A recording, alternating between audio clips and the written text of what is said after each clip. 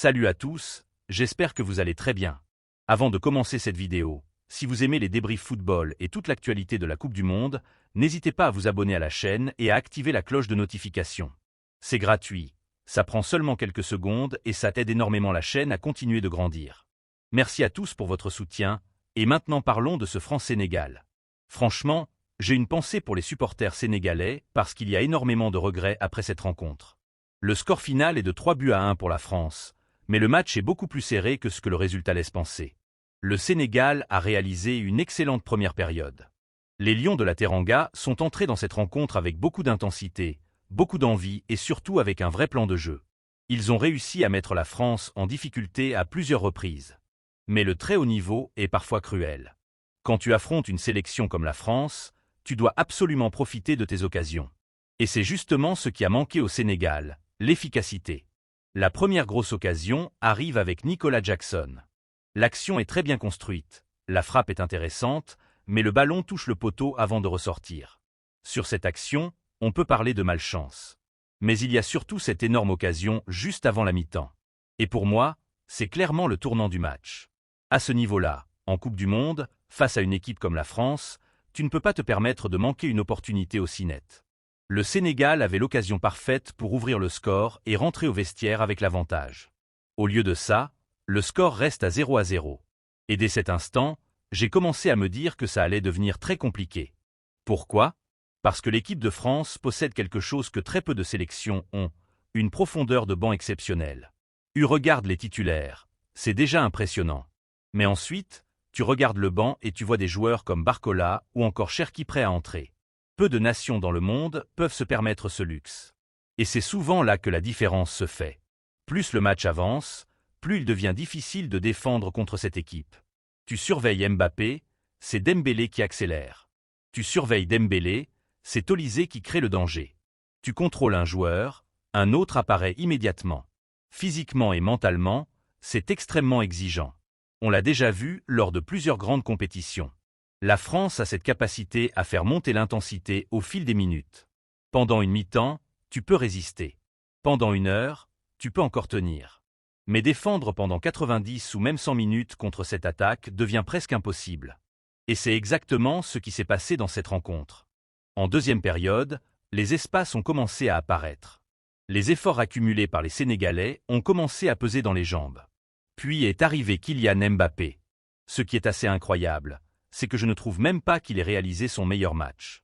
Il a raté plusieurs situations, il a parfois manqué de précision dans le dernier geste.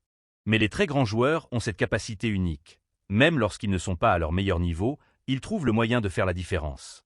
Mbappé termine avec un doublé et le trophée d'homme du match. Son premier but libère complètement l'équipe de France et change la dynamique de la rencontre. Le Sénégal est alors obligé de prendre davantage de risques et cela ouvre encore plus d'espace pour les Bleus. Malgré tout, je veux souligner le courage de l'équipe sénégalaise.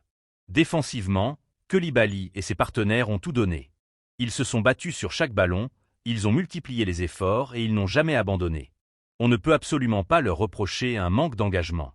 Le seul vrai regret concerne l'efficacité devant le but. Parce que sincèrement, si le Sénégal ouvre le score en première période, nous assistons probablement à un match totalement différent. La France aurait été obligée de courir après le score et la pression aurait changé de camp. Mais dans le football, les occasions ratées finissent souvent par coûter très cher. Et c'est exactement ce qui s'est produit. Le Sénégal a tout de même réussi à réduire l'écart dans les dernières minutes du match. Pendant quelques secondes, les supporters ont commencé à y croire. Mais immédiatement après, Mbappé a répondu avec un véritable bijou. Une frappe magnifique de loin qui termine dans la lucarne. À ce moment-là, tous les espoirs sénégalais se sont envolés. Le score passe à 3-1 et le match est définitivement terminé. Du côté français, il faut aussi parler d'Olysée qui continue d'impressionner. Encore décisif, encore influent dans le jeu, il confirme qu'il est aujourd'hui l'un des joueurs les plus importants de cette équipe. Et c'est peut-être ce qui fait la force principale de la France. Elle ne dépend pas d'un seul joueur. Quand Mbappé n'est pas décisif, il y a Dembélé. Quand Dembélé n'est pas décisif, il y a Olysée. Et derrière, tu peux encore faire entrer Barcola ou Cherki. Cette richesse offensive est tout simplement impressionnante. C'est pour cette raison que beaucoup considèrent aujourd'hui l'équipe de France comme la grande favorite de cette Coupe du Monde. Bien sûr, dans une compétition à élimination directe, tout peut arriver. Une mauvaise soirée, un exploit adverse ou une séance de tir au but peuvent tout changer. Mais sur la qualité de l'effectif, la profondeur du banc et le niveau général affiché, la France semble actuellement au-dessus de beaucoup de sélections. Pour le Sénégal, il ne faut surtout pas tout remettre en question après ce match. Il y a des éléments très positifs à retenir. L'équipe a montré du caractère, de l'organisation et de la qualité dans le jeu. Avec un peu plus d'efficacité, cette sélection peut encore faire très mal dans cette Coupe du Monde. Courage donc aux supporters sénégalais. Ce n'est que le premier match et rien n'est encore terminé. Dites-moi maintenant en commentaire ce que vous avez pensé de cette rencontre. Est-ce que pour vous le tournant du match est cette énorme occasion manquée avant la mi-temps? Et jusqu'où voyez-vous aller l'équipe de France dans cette Coupe du Monde? Merci à tous d'avoir regardé cette vidéo. Si vous avez apprécié ce débrief, n'oubliez pas de laisser un like, de vous abonner à la chaîne et d'activer la cloche pour ne manquer aucune actualité football. Prenez soin de vous, et on se retrouve très bientôt pour une nouvelle vidéo. Ciao.